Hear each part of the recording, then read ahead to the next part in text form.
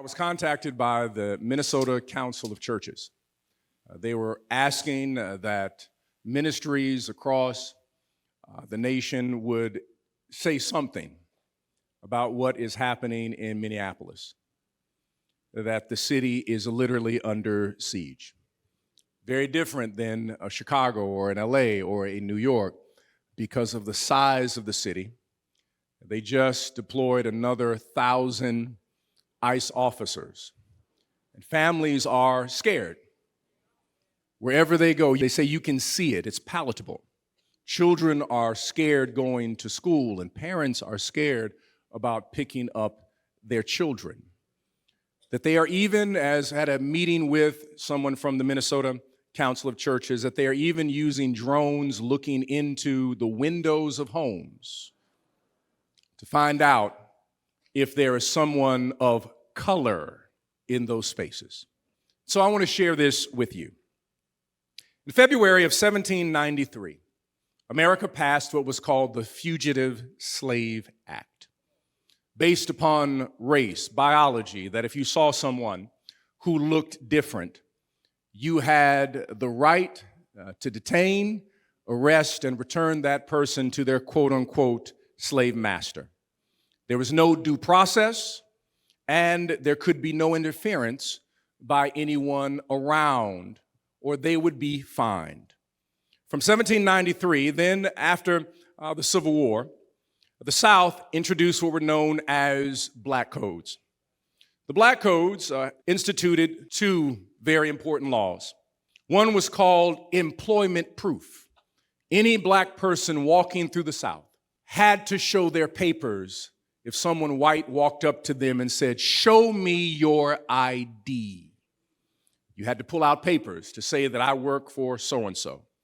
If you did not have your papers, you could then not only be placed in jail, but you would be forced into labor up to 8, 9, or 10 years working for a company without pay. That's right, it was called the jailhouse. That's right.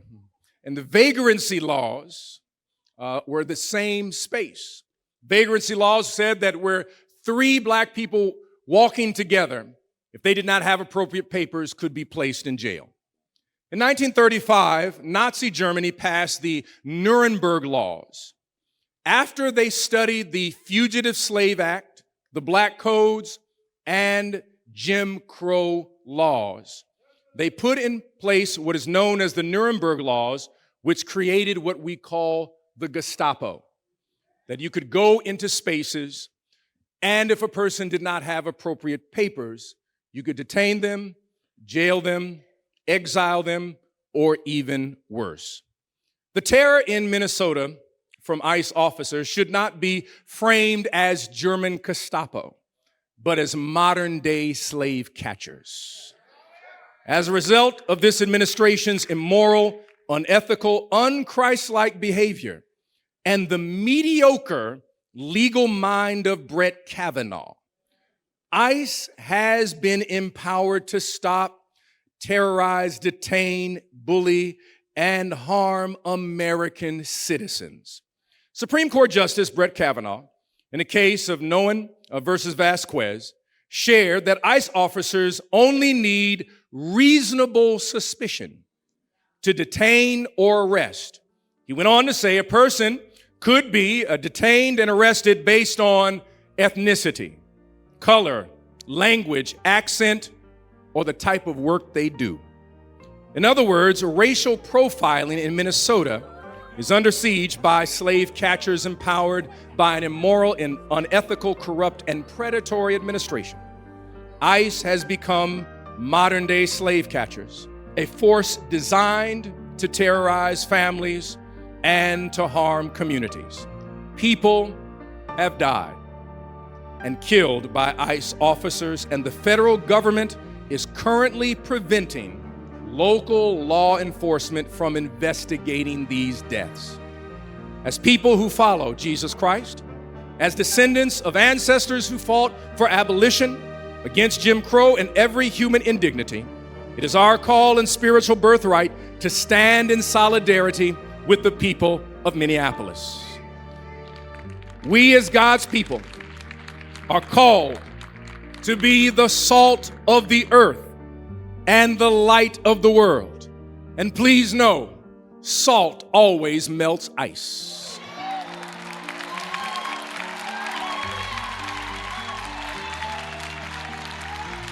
We collectively call on Congress to do its job, to stand with moral clarity to protect all citizens in this nation.